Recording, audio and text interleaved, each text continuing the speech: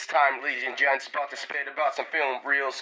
Copping the field to seal the deal of what the films reveal. Batman, Superman, even Spider-Man compared to fair against each other, tearing apart the plots that they prepare. But these are just a few examples for the task at hand. On demand with cinematic contraband to shock the fans. To preach the theme, titled Film Eat Film. Tis the keen regime for cinema guillotines to rock my rhyme kiln. What's up, everybody? Welcome back to Film Eat Film, Movie Munchers. Thank you for everyone who subscribed. We're up to 35. Come on. Really? Definitely. Check out other vids. We just dropped one for the BFG. It's actually our first ever tournament bracket challenge, Spielberg movies. And our A24 Not in our Top 10 just dropped. So check it out. But today we have our topic, Samwise Gamgee is the strongest in which Lord of the Rings films? We have fantasy films and survival films. So joining me, Scott Icebox Nemi today, the fact checker, Trace Couch Patchen. Hey. And we got two new battlers here today. We got Royce Brackett. Hey. And we have Sierra Hoodsy Hill. What's up? Oh, this is going to be great. So we already flipped the coin, and I almost called you by your actual name. Royce Brackett lost the toss.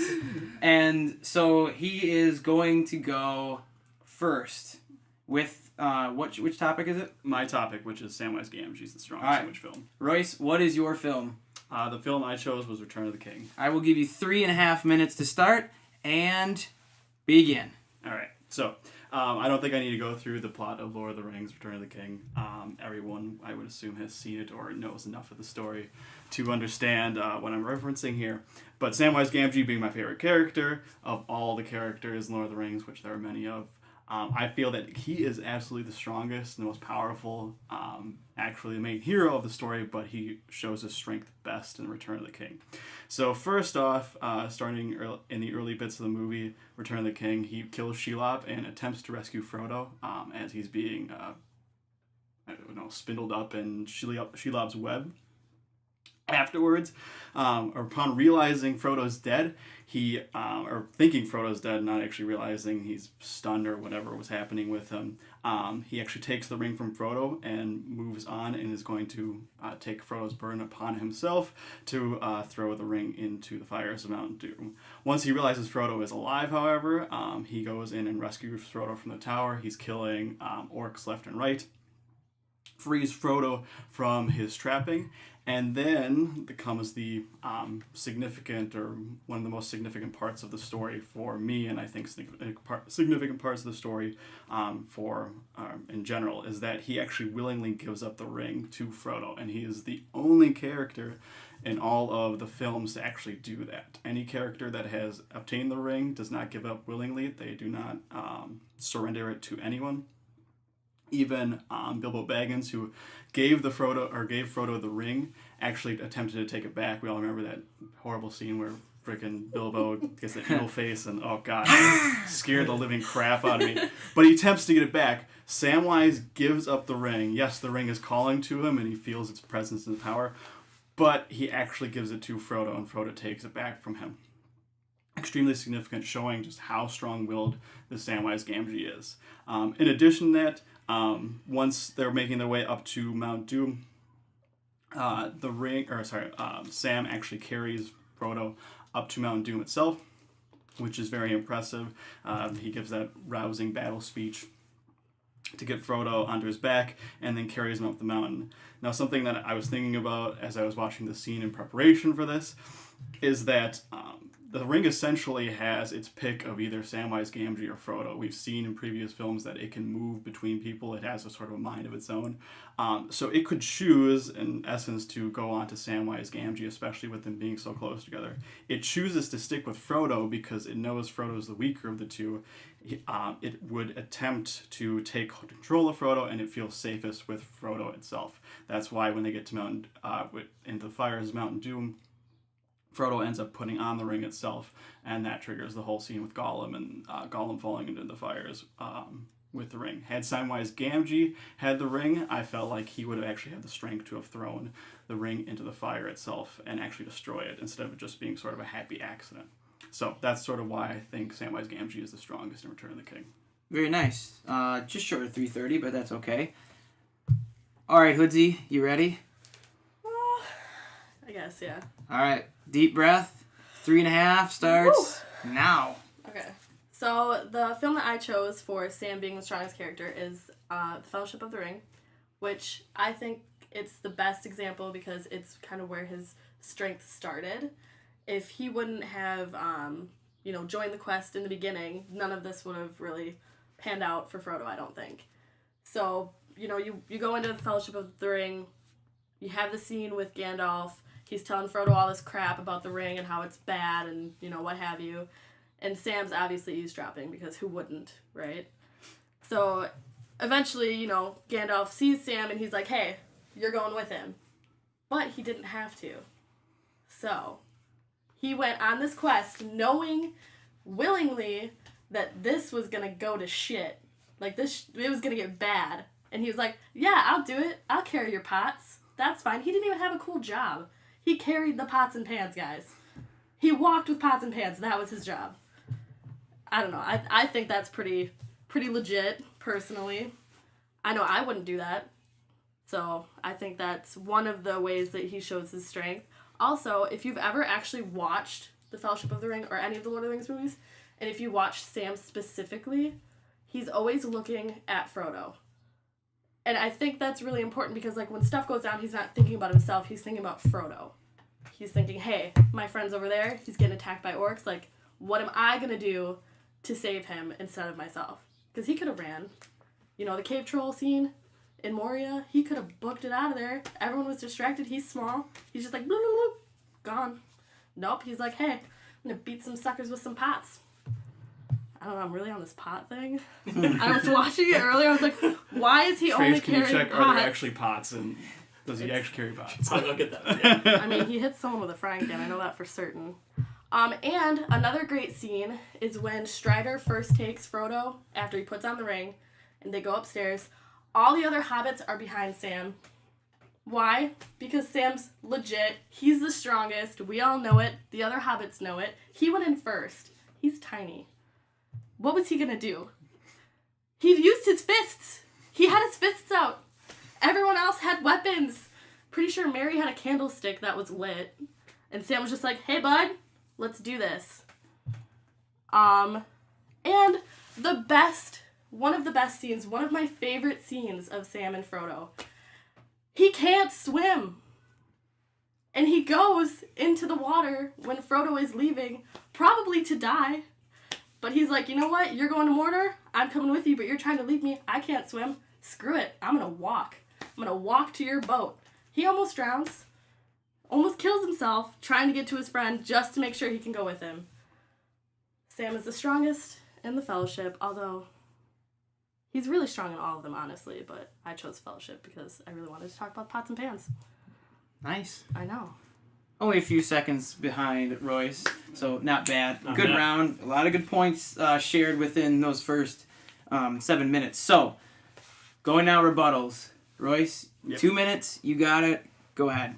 Going along with your first point that Sam going on the journey with Frodo, he actually just thinks he's going to see Elrond. He doesn't realize he's going to Mordor quite yet. So when he first starts off, he's kind of being, well, maybe not naive, but he doesn't understand the full extent of the journey itself. He thinks he's just going to go to Elrond, they're going to come back, they're just going to deliver the ring to Elrond, that's going to fix everything. So to that extent, yes, Sam's brave in that instance, but he doesn't actually understand the full length of his journey.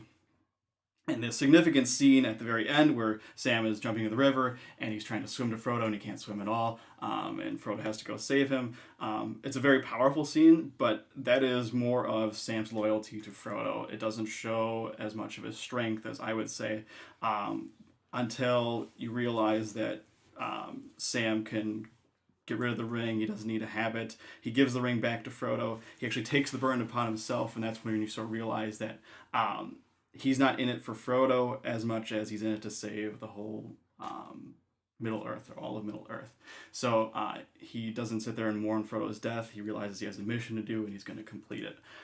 So in that regards, that's a powerful scene, yes, but I think later on, especially with Sam carrying Frodo up the mountain, having sort of reverse roles of saving each other, even though Sam saves Frodo like every movie a couple times, even though it's a powerful scene when Sam is moving towards Frodo and trying to get on the boat with him.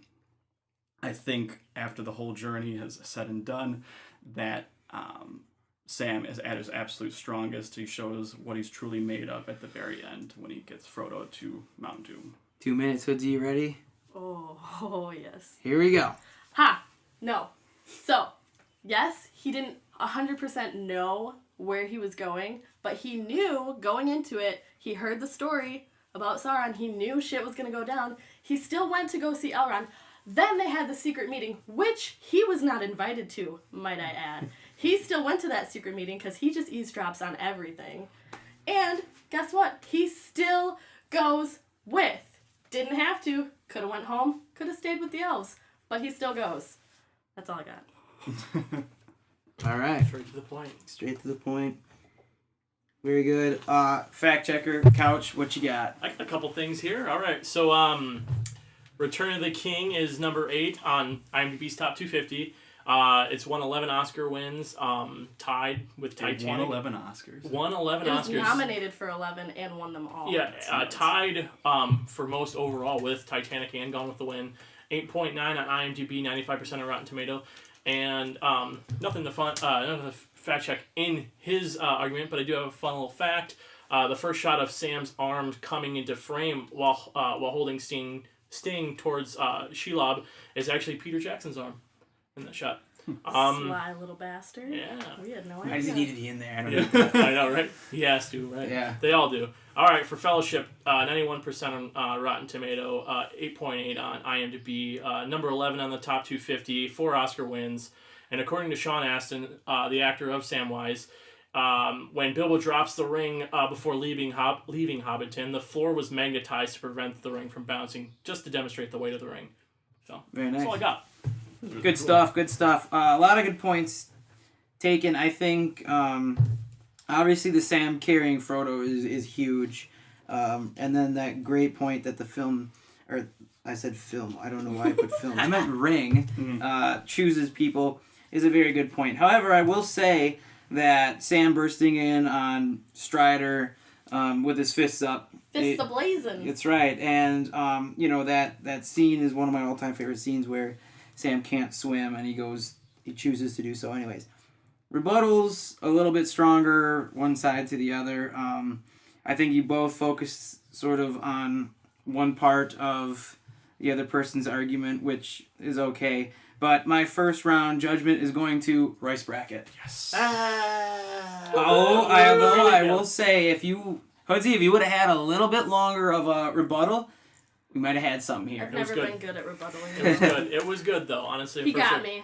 I do have to add, I did have a fun fact I did have an actual fact check for the Sam's pots and pans thing. Yes. And he did have lots. There's actually a forum all about it in praise of Sam's pans. Wow. So it was a big deal, apparently, It to someone. was. Like, So- that's all he got to do. Learn something every day.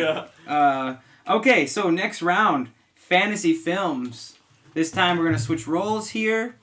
Hoodie, you're first. What's your film? And I will start your time when you're ready. Okay, my film, I chose Return of the King. Yes. Yes. Big Lord of the Rings fan, obviously. For best fantasy film, so. Yeah, okay, so. I think one of the coolest things about Return of the King, and probably the grossest, is Smeagol's transformation into Gollum. I think that's the coolest scene. Probably not in that movie, but it's one of the coolest sci-fi or fantasy scenes. The transformation, because it's not noticeable makeup. It's, because obviously it's probably CGI, knowing Peter Jackson. But, just watching him deteriorate and get gross and skinny and icky, and it's not something you would normally see. And I think that's, really cool. And are we going off of regular edition or extended? Either or, I would think. I would say Lord of the Rings as a whole, or Return of the King as a whole, so go for it. Okay, I don't know if any of you guys have seen the extended versions. Yes. Oh, yes. Yes. Okay, good. So the Mouth of Sauron, I thought, was a super cool scene, just because, what is that even? Like, obviously it's Sauron's mouth, but like, who thought of that character? Like, when they read the books, like that was what he would look like, and I think that was a really cool creature that they brought into it, and he looked human, but like not at the same time, which I think is a really great aspect of like a fantasy film. Is like you have men who look normal, and then you have these creatures that could technically be a different version of man, which I thought was interesting. And they have really good battle scenes in that movie. So the battle scene for the Battle of Pelennor Fields, that was dope. And you have obviously like one of the biggest scenes probably in that movie where everything's going down. And you have like all of the different creatures plus man like commingling and fighting and stuff. And I feel like that was one of the coolest parts of that movie. Oh, and one of my favorite things is that even though it's a fantasy film and even though it has wizards, you don't see a lot of magic, which I thought was cool because, like, to me, fantasy films, they feel more real if it's believable. Like, magic is obviously, it could happen, whatever. But, like, in Lord of the Rings, magic isn't something that's heavily relied on, and I think that's really important as a fantasy film, is that it's believable that, yeah, they would use a little bit of magic here and there, but not something they would use, like, all the time, because they didn't need it. Plus, you know, I was going to mention that it won 11 Academy Awards, but we already got there. Someone beat me to it. But that's all I got for that, honestly. Great, good stuff. Plethora of information there. Now, Royce. All the info. Royce, you are up. Your 3.5 starts now. All right, so Harry Potter and the Sorcerer's Stone, a kind of an oddball pick for this one, I would say. It's a good movie, not a fantastic movie, not the same caliber of Return of the King or any of the Fellowship or Lord of the Rings movies. But the reason I say it's the best fantasy film is that it ties in all the best elements of fantasy.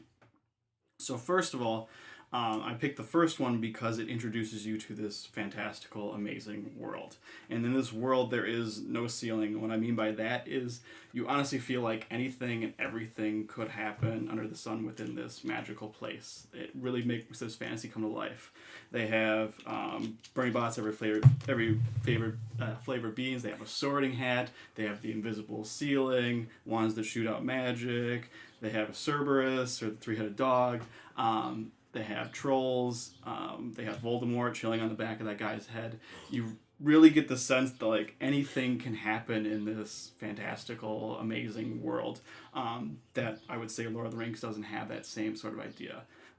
So no ceiling. You're just lost in this sense of wonderment. Not only that, the main character is extremely reliable, which I think is also important for fantasy. You want to feel like you're a part of this movie, and Harry Potter is a good character for that because he's pretty agreeable all around. There's not that same level of agreeableness in Lord of the Rings, but we can talk about that later. But you actually feel like you're Harry Potter. People felt not betrayed, hurt before, abused before. They want to believe they're special and that they have this amazing abilities or talents, and so you get to live through that with Harry Potter. And then the last point I want to make is that in the premise, it is extremely clear who is evil and why. So they build up Voldemort extremely well. You see him at the very end of the movie. He's a bad person. He's murdered people. He murdered Harry's parents. There's a real connection between Harry and Voldemort, more than you realize at that moment. But in that sense, knowing the sort of evils, knowing the bounds of good and evil within a fantasy film is incredibly important to what I feel fantasy films actually are. So in that regards, yeah, that's why I think Harry Potter, best fantasy film. Great. Back over this way with Hoodie, 2-minute rebuttal. You ready? Yeah. Good. Okay, so yeah, I agree that Harry Potter clearly has good and evil. It's separated. You can see, hey, that guy sucks. This guy's awesome. It's legit. Mm-hmm. But Lord of the Rings, I think, has that same aspect. Like, you know, hey, the ring is bad. No. Like, and then, like, clearly Frodo has his moments where he's like, oh yeah, I'm slipping. It's kind of catching me off guard. Like, I'm going to put this on. I'm going to wear it. But at the same time, he still shows that he's good because he doesn't for the most part. But, like, at the same time, yeah, Harry Potter has, like, all these fantastical creatures and magic, and, yeah, you can live through Harry Potter's life and stuff. But, like, Lord of the Rings is similar. Like, yeah, you have the fact that I can't really relate to Frodo. I have never carried a powerful ring, miles and miles to some fiery pits of a volcano. But we've all been there with the struggle of, what should we do? Is it worth it? Is it even possible for us to achieve our goals? And I think that's a really important aspect of Lord of the Rings that people don't really pay attention to. Like, yeah, I can't really say that Lord of the Rings makes me personally feel special, but like it does. But like it, that sounded weird. But like it makes you feel like you are rooting for something that could or could not work out, and I think that's interesting to think about as well. Awesome. Back to you, bud. All right. Buddy boy. Good rebuttal. And Royce, your time starts now. All right. So Lord of the Rings, like I said, an incredible film, but as you were pointing out before, and I actually think this is a point for me, Probably. it feels more grounded in reality, far more than Harry Potter, even though Harry Potter takes place conceivably in our world in the not too distant past of 1990s, whenever it took place. Lord of the Rings, the characters, the relationships, they all feel much more realistic. And what I mean by that is, like, yes, we know that Sauron is the evil and the ring is the evil, and we know that the humans and the elves are better than the ring, and they're not, as evil. But the elves are kind of douchebags. They're kind of hightailing it out of Middle-earth. No. Men can't seem to get along with themselves, and there's kind of a power vacuum that Sauron has tried to fill because Aragorn hasn't taken up his role as king yet.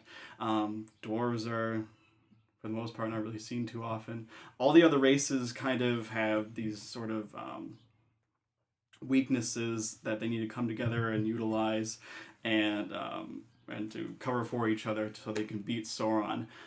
Makes for a great movie, but it doesn't feel like on the same scale as a fantasy good versus evil type thing. Same sort of vein. For fantasy, the scales need to be global. Sauron was just after Middle-earth, which is one country within the span of the entire world. Yes, it would have been terrible, but he wouldn't have, destroyed all of existence or anything. Voldemort is very clearly very bad person. He's just going to keep killing people. He's just going to keep seeking more power. So I feel like you actually get a sense of some impending danger on a global scale from Sorcerer's Stone. So yeah. Oh, also, just kind of note, heroes kind of catch a lucky break in Lord of the Rings, Return of the King, when Gollum just kind of falls into the lava, even though it was God pushing Gollum into the lava. But that's for the book, so. It was poetic justice. Yes. It was worth it. All right. Good round. Let's go to the couch. Yeah, I mean, pretty much gave all the stats on Return of the King beforehand, but it is the only third film in a trilogy to win Best Picture. It's the first time they ever did that. Also, Andy Serkis' last day on that film took place only 3 weeks before the theatrical release of the movie, so they were cutting it close. Oh. Harry Potter and the Sorcerer's Stone, 80% on Rotten Tomatoes, 7.5 on IMDb. No Oscar wins at all for this one. The child actors in the movie Harry Potter would do their actual homework in the actual schoolwork in the scenes to make it look more realistic, because they probably had to do it too. What a bunch of nerds. So, that's all I got. Nice, thank you. Look, this was really tough because I wanted to stick to the lines of fantasy film, which I thought Hoodsy Hill gave a little bit more towards, I think, a little bit more in depth. And Royce also attacked the fact that this is why it's fantasy. So you guys did a great job on that. I thought the Mouth of Sauron look, man, different versions of men in there. The battle scenes where you have all these different creatures coming together.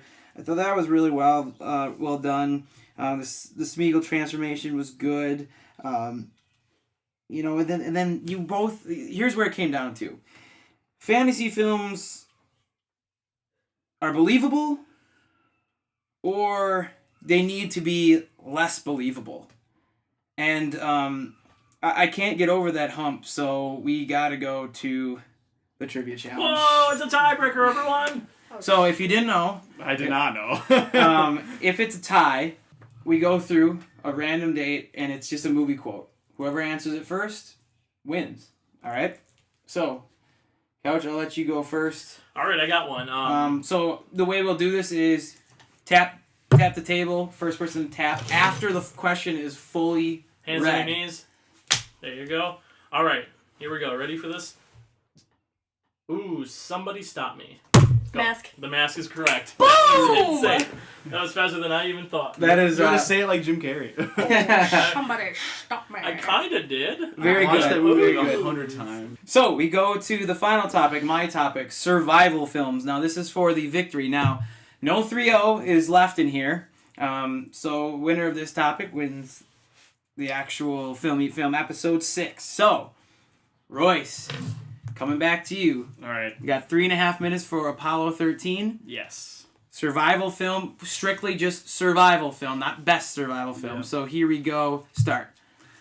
So yeah, Apollo 13 is my pick for the topic. The first thing that really sticks out to me is based on a true story. This actually happened. I don't know how incredibly accurate it is. I do know the scene where they're developing the box that'll fit a square into a circle or whatever. That is actually true, but it is based upon a true story. This really did happen to Apollo 13. So that leaves a lot of weight with what you're watching as a film and as you're knowing what's happening. This movie is based purely on survival. It doesn't really have a subplot of some sort. Everyone's concerned, everyone's focused on getting these men home. You are 100% focused on this crew's survivability, which is interesting to special note because we know it's a true story. We know the ending. We know that they get out, or presumably most people who saw the film know they get out alive. But even though you know that, you're still focused in on their survival, how they manage, how they're behaving, and how they're coping with the danger that they're in, and the thought that they could be trapped out in space and die a horrible death, completely alone, completely separated from all of humanity. So even though we know the ending, it's still, there's an unbelievable amount of weight for a survival film to know the ending and still feel something quite a bit for the characters. And then the film's climax is the actual rescue of the astronauts. So we're left much like the audience would be, who were watching it at the time. It was actually happening. You're not sure if they're going to make it out alive. Not sure if this heat shield is going to hold. You're kind of hoping nothing else goes wrong. And then you hear that over the radio. They made it, and they're getting rescued, and everyone's happy and feel good. You feel that that huge relief of the climax because you know the film has gotten across the survivability. They have managed to survive this horrible, horrible situation. And that climax leaves you with all the emotion feeling that the film wants you to have. This is different, as I'll make a point later on, from Castaway. Castaway is a little bit different, as we'll get on to that. But that is my point, so. Very nice, very nice. Going over to Sierra. You got 3.5. Begin. Alright, so I chose Castaway as my survival film, which nice shirt there, Scott. Shishi. So if any of you have seen Castaway, you know, obviously he survives a plane crash and ends up on a deserted island, which that's pretty much how the movie goes. I think it's within like the first 40 minutes the plane crashes. So it's like a 2.5 hour movie, 3 hour movie, and most of it he's spent on a deserted island. And I think what makes Castaway really difficult to watch is that it's okay, so it's not, as far as I know, a true story, but it is possible. Like, it is very possible that something like this could happen and has possibly happened. But the specific story is not true, as far as I know. But I think what makes it difficult to watch is that there's a specific scene in the movie where he cuts his hand and he's been stranded on this island for probably months, maybe a year. I don't remember how fully long it has been. I don't think they say. But he had opened all these FedEx boxes that he found, and he had this volleyball, and he picks it up with his bloody hand and he throws it across the island, or not really across the island because that would be difficult. But you guys know what I mean. And he just sits there and he's standing there and he just screams because like he's in pain, obviously. But no one can hear him. So it's difficult to watch and knowing that this guy is clearly in pain. He's probably losing his mind because he's been stranded on this deserted island for how long? He's been trying to survive. You watch him, you know, when he first gets to the island, he gets all this stuff, he collects all this stuff, brings it to his little hidey hole, and he makes his shelter with his raft. That ends up blowing up in his face. I think it gets blown away at some point. And then he's got to try to figure out how to open a coconut with nothing to open a coconut with. Then he eventually opens the FedEx boxes, finds ice skates, which, God bless whoever ordered those, is able to open coconuts now with what he has, like a knife now, which is cool. And it's just really hard to watch him try to figure out how to survive on this island. And then ultimately, the scene where he's cut his hand, he's basically just like, this sucks. I'm stranded here. There's no one here for me. I'm trying to figure out how I'm going to survive. I've made it this far, but, like, is it even worth it at this point? And then he finds Wilson, because his bloody handprint. Wilson is the best part of this entire movie. I love Wilson. He's not even real. And then eventually, you know, he builds another raft, because he's tried a couple times to build a raft. Hasn't really worked out. He builds a raft. He gets on the water. He's headed, you know, out into the open.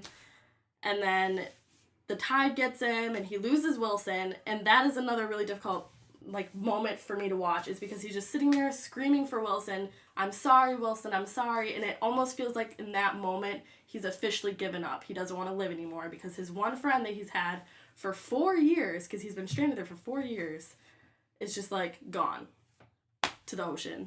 And then he gets home, he finally gets, you know, picked up, he gets home, and the woman that he was going to marry before he left has, you know, moved on from him because he's been gone for 4 years and is married with children. And I think that's another important aspect of this survival film is, yeah, he makes it home, but it still sucks. His lady, the one person that he was fighting to see, you know, is now married with children and isn't going to be with him at this point because she's already moved on. I went way over. That's okay. It makes up for all the times we didn't go over. Yeah. All right. Good job. Obviously, rebuttals starting now. So yes, what I was going to say about Castaway specifically is that it's less about survival and far more about this man trying to recover his life after being everything just sort of shattering all around him.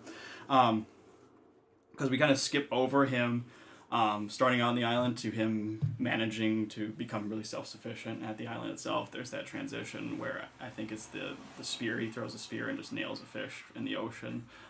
Like nothing, like that transition period. We don't see him struggling and surviving. We see the beginning parts of it, him managing. You're going to see, okay, maybe he can manage it. And then all of a sudden you realize, oh man, time has just really flown by for him. And here he is. This is his life right now for, I think it was 4 years he was on the island. So in that regards, I don't think it's so much about survival. And then the climax of the film, the climax of the story is that very poignant scene where he goes back to his, what would be his fiance, or I think it's just his girlfriend, and they realize they still love each other, but she's moved on with her life, him being gone for 4 years, and now she has a child and is married, and you kind of realize like his whole world is shattered, like everything that he thought was going to happen is gone, even though he made it back and he survived. That's not what we're looking at here. We're looking at everything around him. His whole life is being destroyed still, or it has been destroyed, and he's just now realizing how far gone he is, kind of leading to the title. Castaway, his whole life is being cast away from him.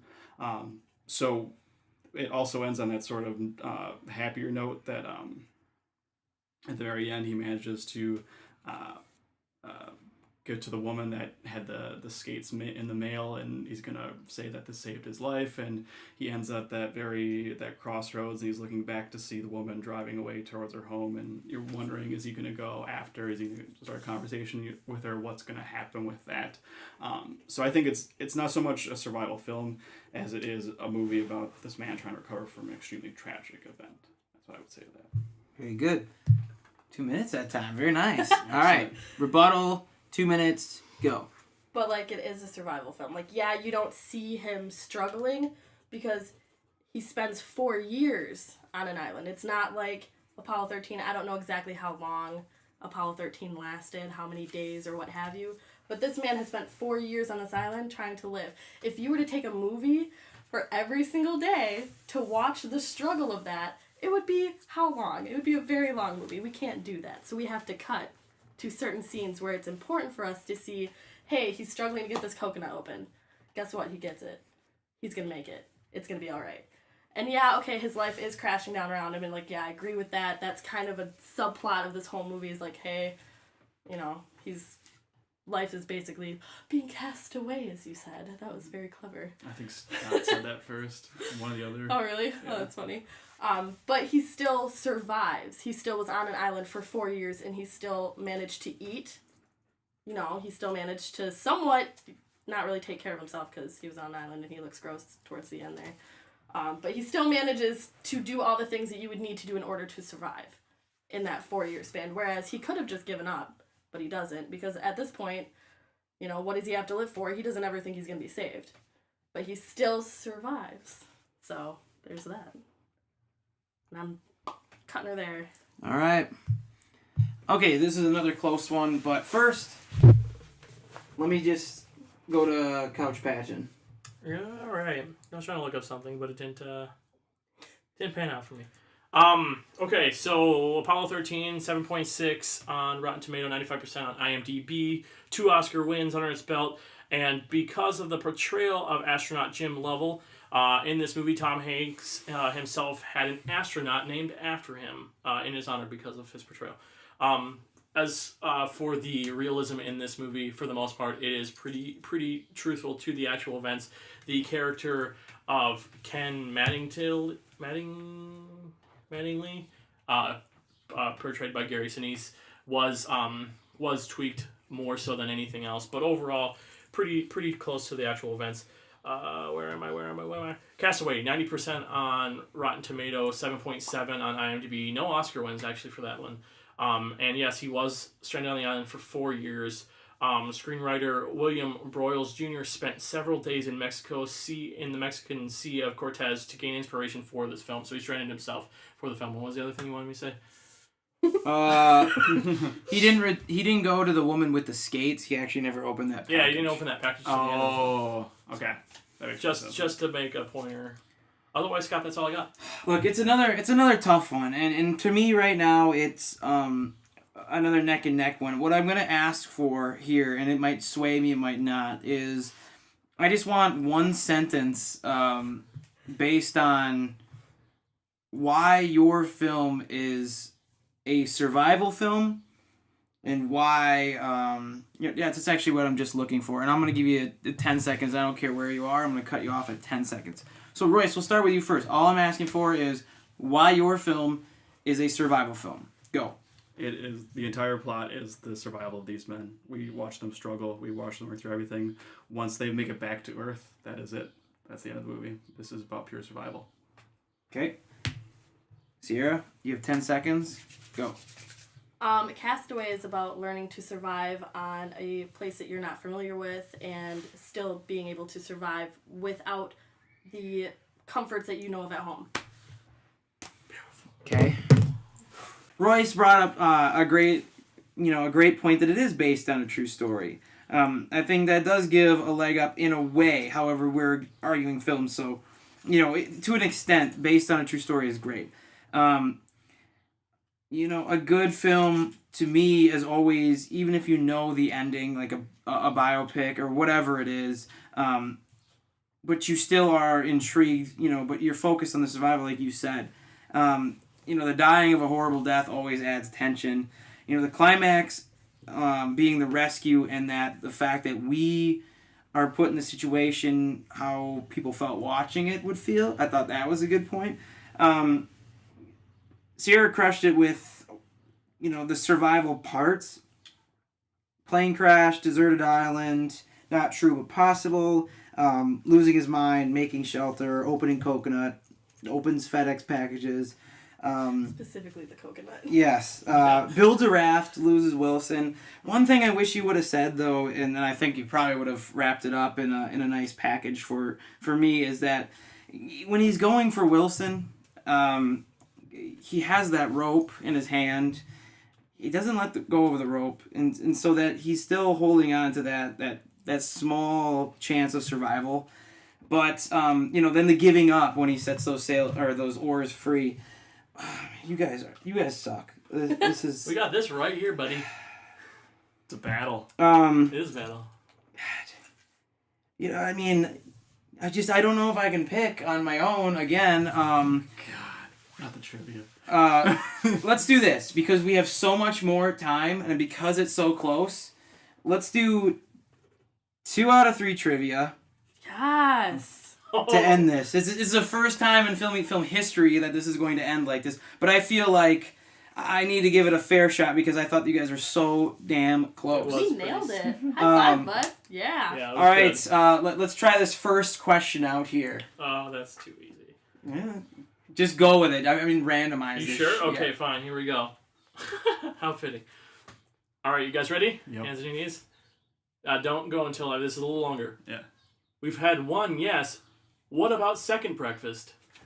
Oh, Sierra. Sierra? Was it? That is Lord of the Rings, Fellowship of the Ring. Bingo, that's it. All right, that's Oh, one of them. wow. All right, one for Sierra. You still got a chance, Royce. Yep. Get us another one here. Are you ready? Yep. Here we go. I feel the need for speed. Sierra. Fast and Furious. No. Incorrect. Need for Speed. Nope. Answer for that was Top Gun. Top Gun. Oh, duh. Stupid Tom. All right, Need here for we go. Speed's a game. I don't know. Yeah. It's I was gonna say, they it's made a it film into a too. movie. They I made thought it there a was a film, movie, but but yeah. all right, here we go. This might be tough. Ready and what can I say? I'm a spy. What? It's a weird one. We don't have it. fuck? If you Nobody. don't, no. True Lies. Oh, With God. Schwarzenegger. Okay. Here we go. Ready? It's a long one. Ladies and gentlemen. Ladies and gentlemen, I give you Kong, the 8th wonder of the world. I didn't see it. I wasn't looking I at him. thought it was Sierra. Okay. It's here. Well, it's King Kong. There it is. King Kong. King Kong. 2 out of 3. Sierra, I'm our just quicker champion with the for hands, today. man. Well, I mean, honestly, you guys, this is. This was a good. This was a I good. mean, episode. it was so insane that any other ruthless judge like Damon would be able to decide like that. Yeah. I was unable to do so, and that I feel sort of bad, but I still feel really good that it had to come down to 2 tiebreakers, and one of them having to be 2 out of 3. So you guys absolutely knocked it out of the park. We want you back. We want you back Yes. soon. Yeah. Like, subscribe, comments. Do it. You got to get on board here. We're really plugging away. We're almost at 40. We're halfway to 40 Jeez. here. So Look at us go. I know. Insane. I didn't think we even knew 40 people, so this is awesome. But yeah, no, this is great. I hope you enjoy it. Thanks to Royce. Thanks to Sierra Hoodsey Hill, my boy Trace Couch Patchin, me, Scott Icebox Nemi. Subscribe, Roof Hammer Subscribe, Minds. yeah, Rufio, Do it. Rufio, Rufio.